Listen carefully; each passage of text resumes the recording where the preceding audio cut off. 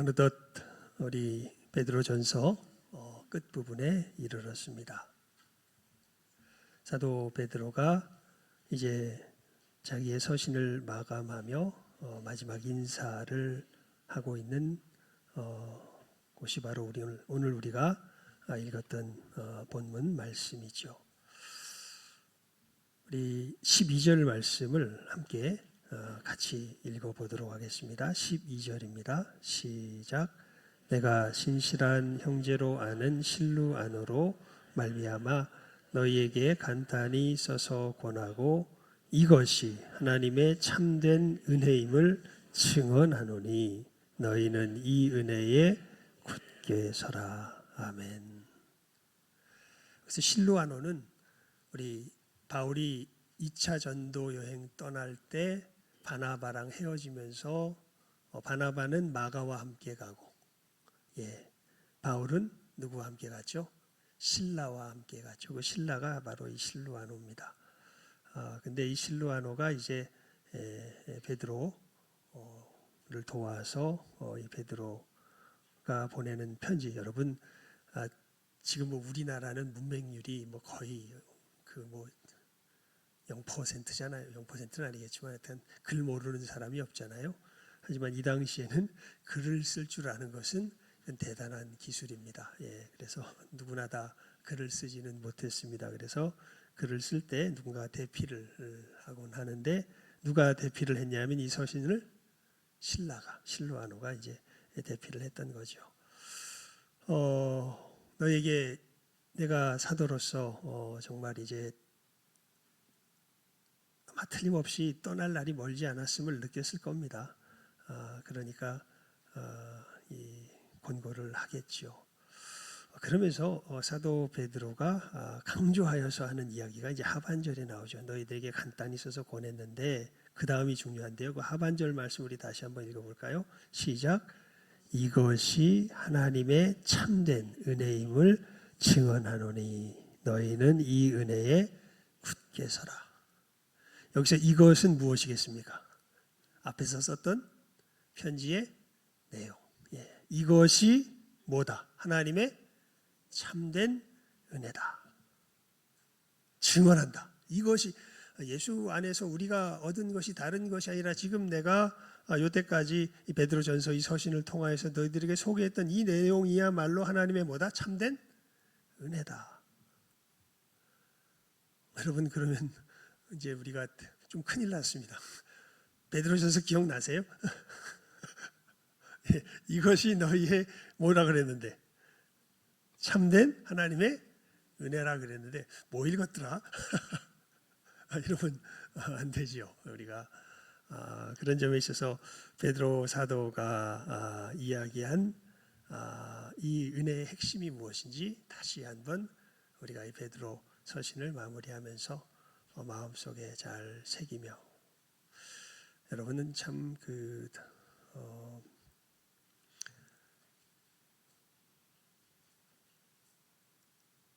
저는 대학에서 좋은 대학, 제가 다닐 때는 좋은 대학도 아니었습니다만 하여튼 대학에서 그것도 재수해서 들어갔습니다만 물리를 공부했습니다. 성적도 정말 나빴습니다. 그런데 저는 정말 제 평생에 물리 공부를 정말 잘했다 하는 생각을 합니다. 정말로요. 진짜로. 아마 지금 우리 청년들은 상상도 못했을 거예요. 저처럼 공부한 것은 상상도 못. 저는 정말 제가 하고 싶은 거, 제가 원하는 거 그냥 막 찾아다니면서 공부했었습니다. 물리학과 들어가서 물리를 공부하다 보니까 물리의 언어가 수학이잖아요. 수학, 특별히 미적분학이 이제 물리의 언어가 되거든요. 그래서 도대체 미분 적분이 이게 뭔지가 굉장히 궁금했어요. 그래가지고 수학과를 쫓아 들어갔습니다. 수학과를 쫓아 들어가서 이제 거기 가니까 리얼 어널리시스라 그래서 이제 이 실해석학이라고 그럽니다. 이 미분 적분의 근본이 되는 수학적 개념을 가르치는 이 과목이 있어요. 그래서 그것을 열심히 듣다 보니까 모든 것들이 굉장히 형식적인 논리적인 어떤 방식으로서 이제 증명 가운데서 모든 것들이 전개가 되면서 이 논리학이 궁금하더라고요. 그래서 예, 철학과를 또 쫓아갔습니다.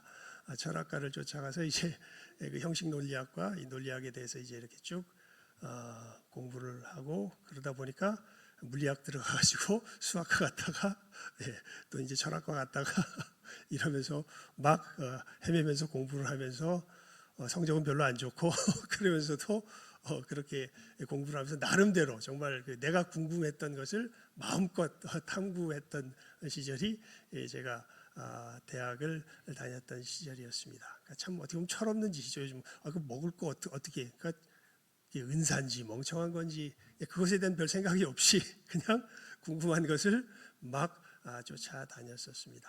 그러면서 눈이 좀 열리게 된 부분이 있어요. 이게 뭐냐면 그러면서 이제 과학에 대해서 조금 더 나름대로 이해가 되면서 물리에 대해서 이해가 되면서 야, 참 내가 사는 세상은 진짜 이 실체라고 그래야 될까? 실제의 세상에 다가가면 내가 느끼는 것과는 너무나 다른 것이 내가 사는 실제 세상이구나라는 것을 오히려 이제 이 과학을 공부하면서 현실적으로 좀 많이 느끼게 되었었습니다.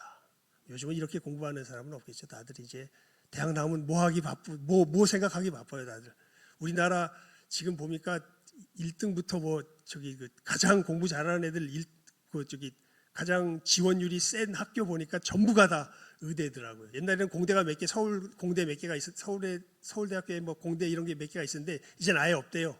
이젠 전부 다 의대랍니다. 그러니까 지금 우리 시대를 살아가고 있는 청년들은 지금 뭐에 지금 완전히 어떻게 보면 매몰되어 있냐면 내가 어떻게 하면 성공해서 살아갈 수 이거에 완전히 매몰되어 있는 것 같아요. 모두가 다 의대를 지망한다 그래요. 그러니까 참 저는 좀 이상한 생을 지금 시대에 비춰보면 가만히 비교해 보니까 산 것 같습니다. 근데 너무 감사했던 것은 정말 달라요. 그런데 여러분 내가 생각했던 과학이 가르쳐줬던 실제 모습과 내가 살아가는 이 실제 세상의 모습이 다른 것보다 훨씬 더 다른 게 성경이 이야기해주는 실제 세상과 내가 살아가는 실제 세상이 다른 것이 훨씬 더 다릅니다. 훨씬 더 달라요. 그러니까 여러분 신앙생활할 때 이 차이를 이제 인식하지 못하고 살아가면 계속 헷갈립니다. 마치 지금 내가 느끼며 살아가는 세상이 실체인 줄 알고 살아가면요, 이 사람은 믿음의 길을 제대로 걸어갈 수가 없습니다. 성경이 이야기하는 바는 너무 다릅니다. 문제는 그래서 이제 우리가 타락했다 그러기도 하고 성경의 표현에 하면 제 표현으로 고장났다 그러기도 하고요. 우리는 인식이 감각이 고장난 존재들이에요. 고장이 나버렸어요. 뭐가 실체인지를 제대로 느끼지를 못합니다. 조던 피터슨이라고 제가 종종 예전에 소개했던 이 심리학자가 있죠. 행동심리학자가 어떤 그 심리학자 지금 사상으로는 우파 계열의 이제 어떻게 보면 세계적인 어떤 이런 이 선생으로서 이렇게 알려져 있는 사람이죠. 이 사람이 하는 강의 중에 보니까 한 실험을 하는데 그 실험에 보니까 어떤 실험을 하냐면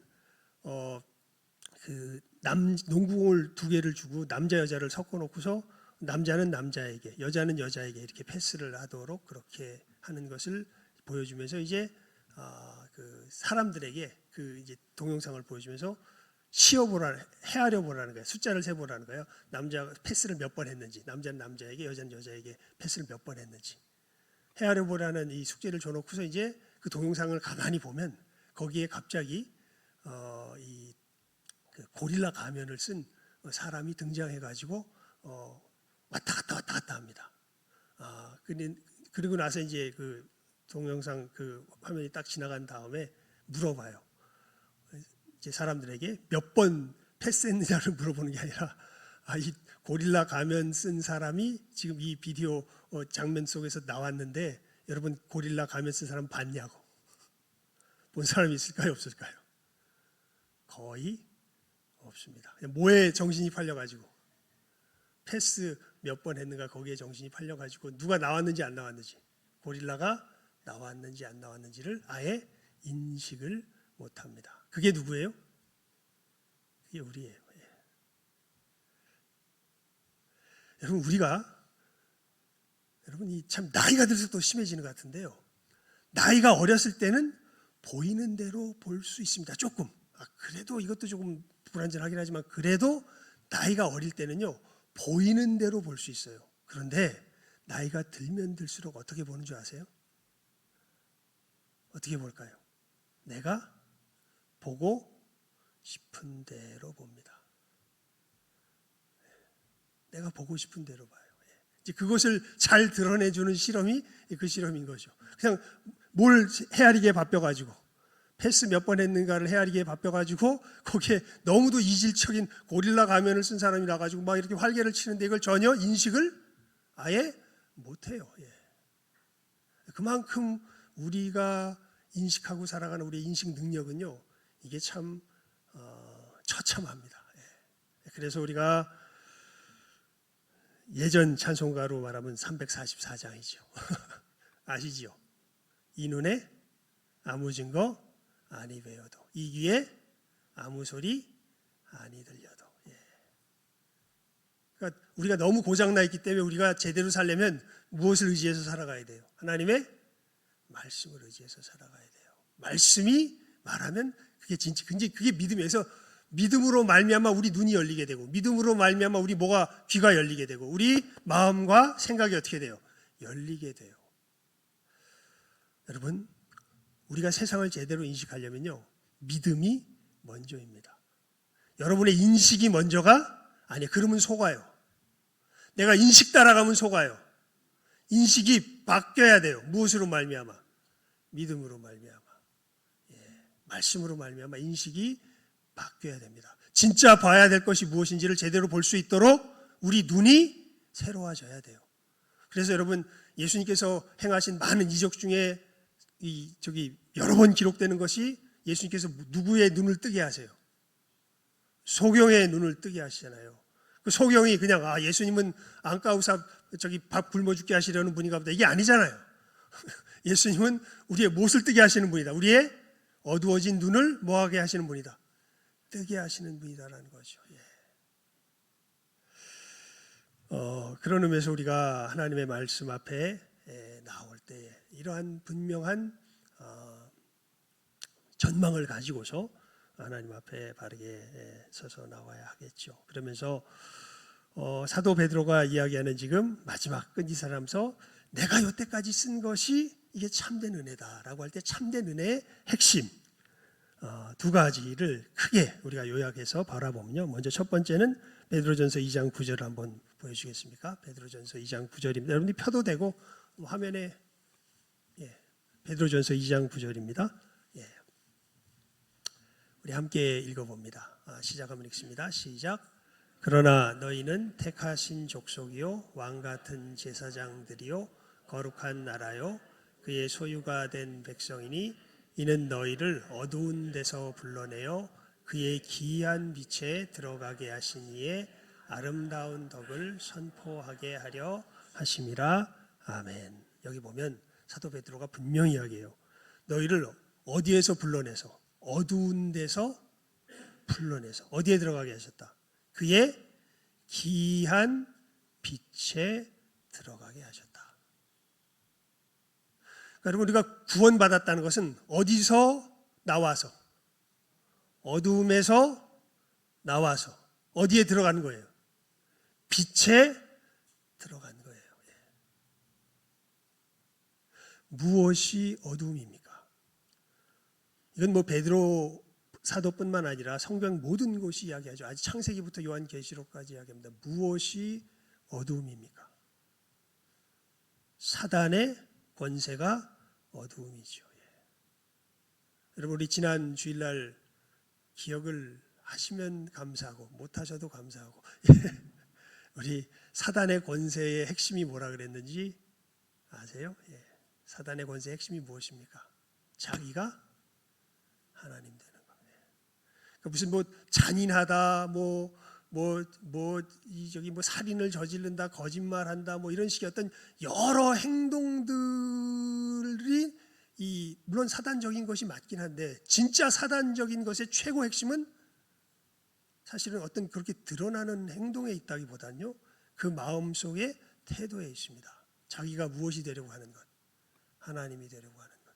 그래서 그 태도 속에선 사단은 무엇도 가장할 수 있다고 성경이 기록하고 있냐면 광명의 천사도 가장할 수 있다고요. 그러니까 사단이 여러분 착한 일 할 수 있을까요, 없을까요? 우리가 보기에 착한 일 할 수 있습니다. 하지만 왜 착한 일 할까요? 이 부분은 못 속여요. 누가 하나님 되려고? 자기가 하나님 되려고 해요. 어두움은 다른 것이 어두움이 아닙니다. 핵심을 말하면요, 어두움의 핵심은 누가 하나님이 되는 거예요. 자기가 하나님이 되는 거예요. 우리 감각이 왜 다 망가져 있냐면 우리는 아담의 범죄함 이후에요, 내가 하나님이 아니라는 생각 자체를 아예 못해요. 이것을 공격받으면 못 견딥니다. 근데 누가 이걸 공격하셨던 거예요? 예수님께서 공격하셨던 거예요. 드러내셨던 거예요. 넌 뭐가 아니다. 하나님이 아니다. 사실 우리가 하나님이 아니라는 건 너무 잘합니다. 왜냐하면 우리는 뭘 마주할 때 그것을 직면하게 되냐면 죽음을 맞이할 때 그것을 직면하게 되죠. 내가 하나님이라면 내 마음대로 할 수 있어야 될 거 아니에요. 근데 나는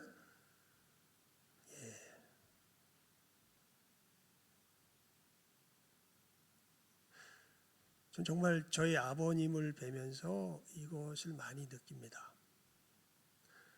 여러분, 현실적으로 제가 제일 존경했던 분은요, 사회 속에서 제 아버님이었습니다. 이게 제 아버님 그 점에서 굉장히 행복하신 분일 것 같아요. 예, 진짜로. 예.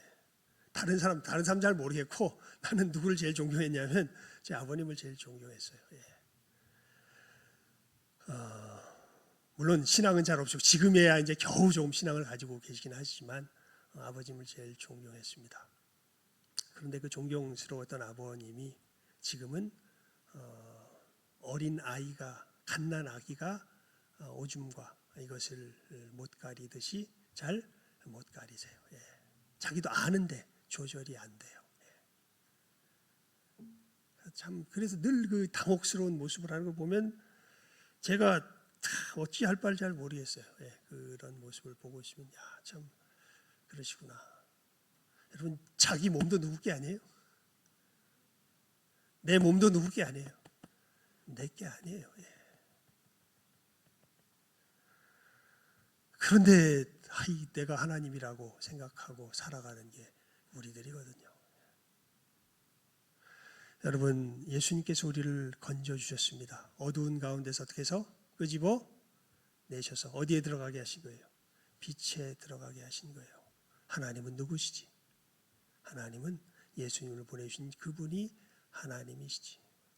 내가 하나님 아니지. 그 하나님의 그 절대적인 선하심과 그 통치하심 앞에 진실하게 기꺼운 마음으로 즐거워하며 무릎 꿇을 수 있는 존재로 우리를 변화시켜 주신 것이 바로 그게 참된 은혜예요. 다른 게 은혜가 아닙니다. 그게 진정한 은혜입니다. 여러분, 어떻게 우리가 이 은혜 가운데 들어가게 되었습니까? 우리 베드로전서 2장 24절 한번 보여주시겠습니까? 베드로전서 2장 24절입니다. 함께 읽어보죠. 시작. 친히 나무에 달려 그 몸으로 우리 죄를 담당하셨으니 이는 우리로 죄에 대하여 죽고 의에 대하여 살게 하려 하심이라. 그가 채찍에 맞음으로 너희는 나음을 얻었나니. 우리가 어떻게 이 은혜에, 이 빛에 들어가게 되었습니까? 다른 길이 없습니다. 예수님께서 십자가에 죽으시고 부활하시는 그 역사 속에서 우리를 변화시키신 것이죠. 그렇게 해서 우리는 어디에서 나와서, 어두움에서 나와서 어디로? 빛으로 들어가게 된 것이죠. 여러분, 그래서 오늘 새벽 기도의 시간에도 이 말씀이 너무 사무쳐서 막 고함을 질러대며 말씀을 전했는데, 새벽 기도에 뭐 누가 많이 든다고 고함을, 바보지요. 근데 이게 너무 사무쳐서, 여러분, 예수님은요, 어떻게 보면 우리를 끝장내러 오신 분이세요. 아세요? 뭐 하러 오셨다고요? 예수님 뭐 하러 오셨다고요? 우리를 뭐 하려고? 끝장내려고 오셨다. 끝장내려. 자, 얘기해 봅시다. 뭐 하러 오셨다고요? 끝장내려고 오셨다고. 우리를 확 죽여버리고 다시 살리시기 위해서 오신 분이 누구세요? 예수님이세요. 어떤 우리를 죽여버리고 어두움에 갇혀있는 죄의 노예가 되어 있는 나를 뭐 해버리고 죽여버리고 빛에 거할 수 있는 새로운 나로 다시 뭐 하시려고 살리시려고 오신 분이 누구세요? 예수님이세요. 그래서 진짜 예수님 앞에 나아가는 사람은요, 어떤 소원 가지고 나아가냐면 이 소원 갖고 나가는 사람들. 예수님 나를 뭐 해주세요? 아까 했던 표현대로 해봅시다. 조금 자극적이지만 뭐 해주세요? 끝장내주세요. 여러분, 예수님 나 요거 좋고 저거 좋고 저거 좋으니까 이거를 해주셔야죠. 이렇게 나가는 사람, 예수님께 나간 사람이 아니에요. 예수님께 나가는 사람은요, 예수님 나를 뭐 해주세요? 끝장내주세요. 나는 어두움 가운데 거하고 있습니다. 나는 하나님이 아닌 주제에 하나님인 척하면서 살아가고 있고 이것을 벗어버리고 싶어도 내 마음대로 안 됩니다. 나는 하나님의 저주 가운데, 진노 가운데, 멸망 가운데 처할 수밖에 없는 존재가 나입니다. 예수님께서 오셔서 내가 받아야 할 그 멸망을 대신 받으시고 정말 내가 이 속에서 너무나 놀랍게도 그리워하게 된 그 진정한 생명을 나에게 대신 선물로 주시는 놀라운 역사를 이루신 것을 제가 십자가를 보고 이제 알겠습니다. 한편 강도처럼 예수님, 당신의 나라에 임하실 때 나를 기억해 주십시오. 나를 끝장내 주시고 나를 새롭게 하여 주시옵소서. 그게 진짜 누구에게 나가는 사람들이에요? 예수님께 나가는 사람들이에요. 예수님은 그 일을 하려고 이 땅에 오신 것이죠. 자, 우리 12절 말씀 하반절 이것이부터 다시 한번 읽어볼까요? 시작. 이것이 하나님의 참된 은혜임을 증언하노니. 거기까지만. 이게 하나님의 참된 은혜예요. 어두움 가운데 있었던 우리를 빛으로 옮기시는데 이것을 어떻게 옮기신 거예요? 예수 그리스도의 십자가의 대속의 역사로 옮기신 거예요. 우리는 거기에 갈 수가 없어요. 누가 우리를 옮겨주셔야 돼요. 예수님이 옮겨주셔야 돼요. 이것을 바르게 깨달아 알고 이 은혜 속에, 이 역사 속에서 새로워지는 것이 하나님의 참된 뭐예요? 은혜예요.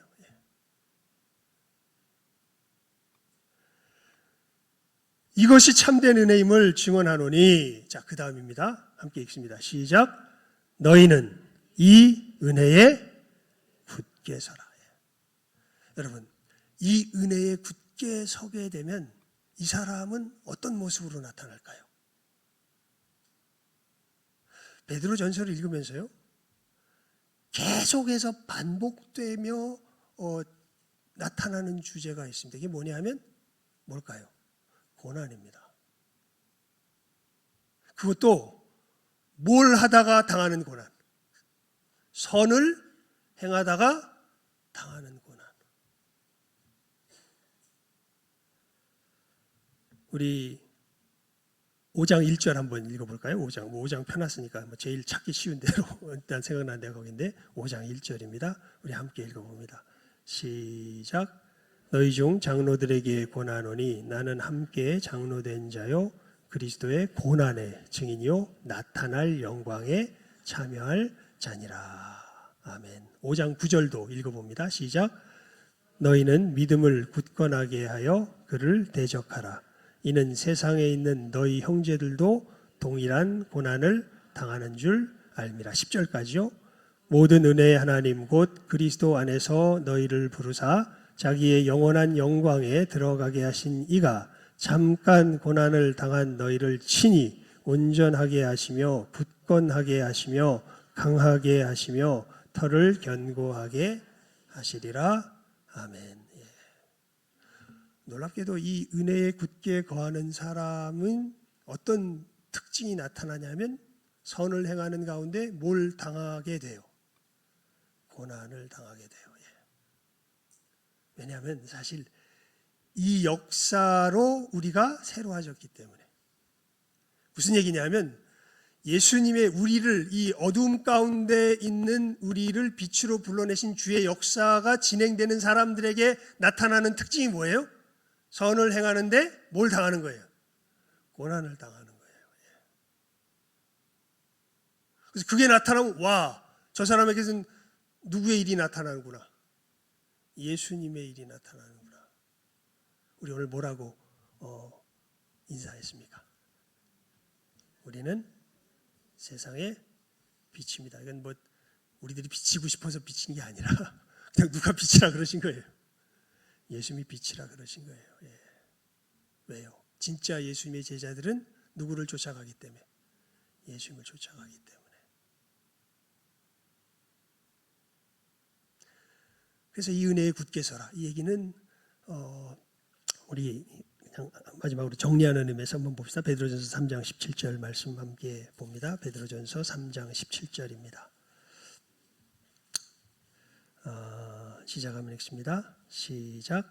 선을 행함으로 고난 받는 것이 하나님의 뜻일진대 악을 행함으로 고난 받는 것보다 나으니라. 예. 뭐 뒤에 것은 다른 설명이 필요하니까 좀 떼놓고요. 예, 사도 베드로가 너무 분명하게 이야기하죠. 선을 행함으로 고난 받는 것이 무엇이랍니까? 하나님의 뜻이랍니다. 예, 하나님의 뜻이랍니다. 그러면서 마지막에 권고하는 거죠. 이 은혜에 뭐해라? 굳게 서라. 예. 여러분, 우리의 걸어가는 길을 분명히 볼 수 있길 바랍니다. 그래서 우리 준비하는 찬송으로 이다 보니까 좀 아마득해 보이더라고요. 그래서 그 찬송으로 함께 찬송하자 그랬습니다. 내 갈 길 멀고 밤은 깊은데 빛 되신 주 내 본향인가요? 저 본향집을 향해 가는 길 비추소서. 내 가는 길 다 알지 못하나 한 걸음씩 늘 인도하소서. 옛날 판으로 합시다. 그게 외워져가지고 이전에 방탕하게 지낼 때에 교만하여 맘대로 고집하던 이 죄인 사소서. 내 지은 죄 다 기억 마시고 한 걸음씩 늘 인도하소서. 이전에 나를 인도하신 주 장래에도 내 앞에 험산줄령 당할 때에 도우소서. 밤 지나고 저 밝은 아침에 기쁨으로 내 주를 만나리. 우리가 걸어갈 길 마지막 축복하는 가운데 분명하게 사도 베드로가 보여주고 있습니다. 이것을 베드로전서를 요약해 보면 그 분명한 특징을 우리가 알 수 있는 것이지요. 여러분, 이 길을 걸어가는 것입니다. 걸어가십시오. 하나님께서 어떻게 우리들에게 놀라운 복으로 우리들에게 부어주시며 우리를 지키시며 우리가 얼마나 큰 사랑 가운데서 참으로 좋은 것들을 받으며 누리고 살고 있는지 깨달아 알게 되며 우리의 입술에서 찬송이 그치지 않을 것이고요. 우리의 입술에서 감사가 그치지 않을 겁니다. 이것은 고난이 없다는 뜻도 아니고 고생하지 않는다는 뜻도 아닙니다. 하지만 아까 말씀드렸지만 진짜가 무엇인지를 알게 되는 거예요. 얼마나 우리가 거짓에 속아서 살고 있었던지 알게 되며 진짜가 무엇인지를 알게 되며 지금은 거울을 보는 것처럼 희미하지만 이게 좀 말이 안 맞죠. 우리는 지금 거울 엄청 좋아가지고 말이 안 맞는데 그 당시 거울은 잘 안 보였습니다. 그냥 형태만 윤곽만 어스름푸레하게 나왔어요. 지금은 어스름 이렇게 걸어가면서 이렇게 기쁜 것도 정말 좋은데 이게 거울을 희미한 거래요.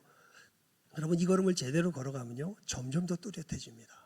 그때가 되면 얼굴과 얼굴을 대면하여 보듯이 우리가 확실하게 알게 될 거라고. 이 분명한 하늘의 소망 품고서 여러분 우리의 믿음의 길 분명하고 확실하게 걸어가시는. 그래서 오늘 사도 베드로가 축복하잖아요. 이 은혜에 굳게 서라. 그리스도 안에 있는 이 은혜에 굳게 서는 너희 모든 이에게 무엇이 있을지어다? 평강이 있을지어다. 그렇습니다. 정말 이 길을 걸어가는 사람은요 평강이 있습니다. 이 귀한 평강이 넘쳐나시는 우리 모든 귀한 영혼들, 이 길을 힘차게 걸어가시는 모든 귀한 영혼들 다 되실 수 있기를 주님의 이름으로 축원을 드립니다. 기도하겠습니다.